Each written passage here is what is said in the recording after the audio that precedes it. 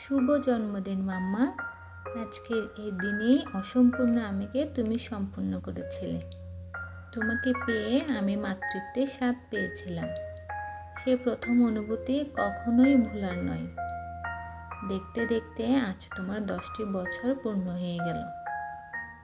ঈশ্বরের কাছে এটাই প্রার্থনা করি, তুমি যেন সবসময় ন্যায় এবং ধর্মের পথেই থাকো।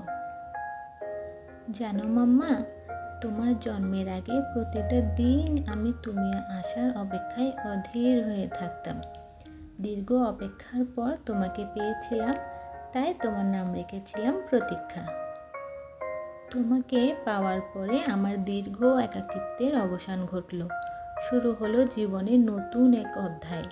সারাক্ষণ তোমাকে ঘিরে আমার কত যে ব্যস্ততা, কত যে নতুন অভিজ্ঞতা, তোমাকে কি আর বলবো।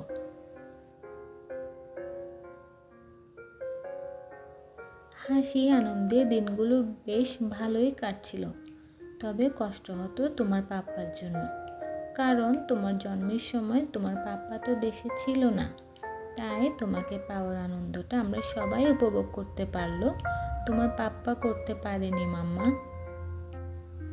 তোমার প্রথম কথা বলা, প্রথম নিজের পায়ে দাঁড়ানো, তোমার বেড়ে ওঠা সব কিছুই তোমার পাপ্পা মিস করে গেছে।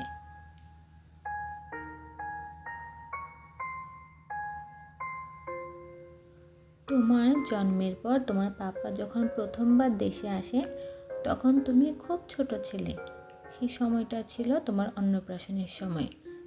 আর তখন তুমি এতই ছোট ছিলে যে তুমি কিছুই বুঝতে পারতে না। তাই প্রথম পাপ্পাকে দেখে তোমার তেমন কোনো প্রতিক্রিয়াই ছিল না। কিন্তু সেকেন্ড টাইমে যখন পাপ্পা দেশে এসেছিল, তখন তোমার 1 বছর 2 মাস বয়স ছিল। তখন তুমি প্রথম দিন তোমার পাপ্পাকে দেখে এত কান্না করেছিলে, যা ভাষায় প্রকাশ করার মতো না। যেহেতু তুমি বুঝতে পেরেছিলে পাপ্পা আমাদের রুমেই আছে, তাই তুমি আমাদের রুমের সামনে যেতেই চাইছিলে না। তার একদিন পরে অবশ্য তুমি আর কান্না করনি। হয়তো ঈশ্বর তোমাকে জানিয়ে দিয়েছিল যে সে তোমার বাবা।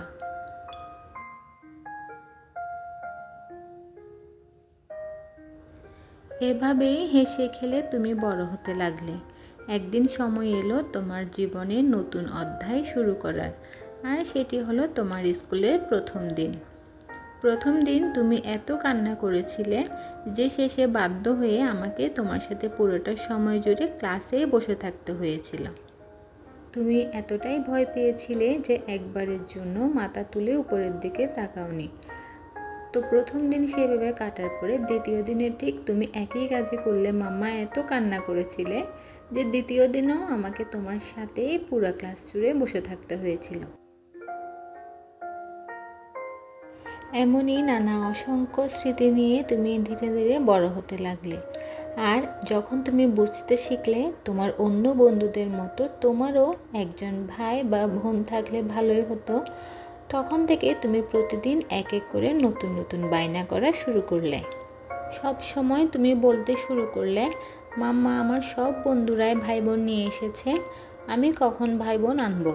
আমার সব বন্ধুরাই তাদের ভাই বোনদের সাথেই খেলা করে, আর আমি শুধু একা একা খেলা করি।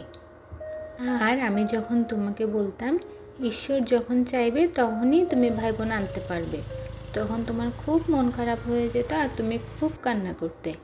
তোমার এসব কাণ্ড দেখে আমি শুধু হাসতাম আর ভাবতাম আমার মেয়েটা কতই না ছোট, কিছুই বুঝে না এখনো।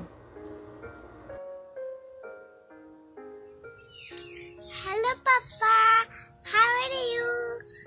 আপনার ভিডিওটা দেন, আপনি কেমন আছেন? এইভাবেই কাটতে লাগলো আমাদের দিন। আর এসবের মাঝে একদিন সময় এলো সব আপনজনদের ছেড়ে বহু দূরে দূর প্রবাসে পাড়ি জমানোর। তোমাকে নিয়ে আমরা চলে এলাম প্রবাসে, যেখানে শুধু তোমার ছিলাম আমরা, আর আমাদের দুজনের ছিলে শুধুই তুমি। নতুন জায়গায় এসে নতুন সব কিছুর সাথে মানিয়ে নেওয়াটা জানি তোমার জন্য সহজ ছিল না মাম্মা, তাও তুমি করেছিলে। ধীরে ধীরে নিজেকে মানিয়ে নিয়েছিলে সব কিছুর সাথেই। নিজেদের দেশ, পরিবার, পরিজন সবাইকে ছেড়ে আসাটা আমাদের জন্য সহজ ছিল না মাম্মা, তাই হয়তো ঈশ্বর তোমার মনের ইচ্ছাটা প্রবাসে আসার পরেই পূরণ করেছিলেন। তোমার খেলার সাথে করে ঈশ্বর তোমার ভাইকেই পাঠালো তোমার কাছে। সেদিনটা কতই না আনন্দের ছিল, যেদিন তুমি প্রথম তোমার ভাইকে তোমার ছোট্ট ছোট্ট দুটো হাত দিয়ে কোলে নিয়েছিলে। অবশেষে তোমাকেও দিদিভাই ডাকার জন্য কেউ একজন চলে এলো।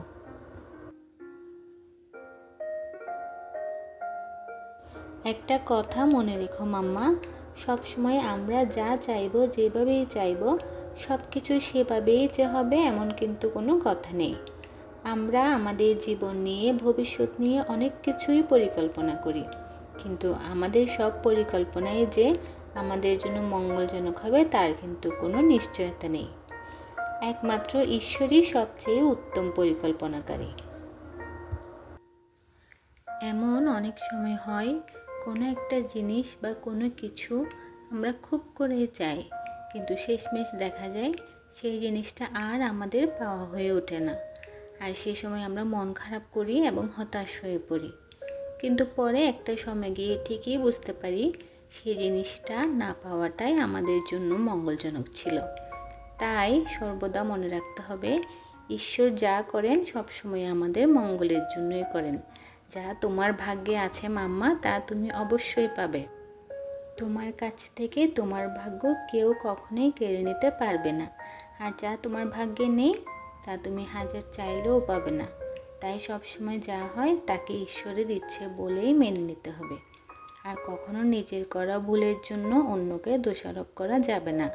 তোমার কর্মফল তোমাকেই ভোগ করতে হবে মাম্মা, সেটা ভালো হোক বা মন্দ হোক।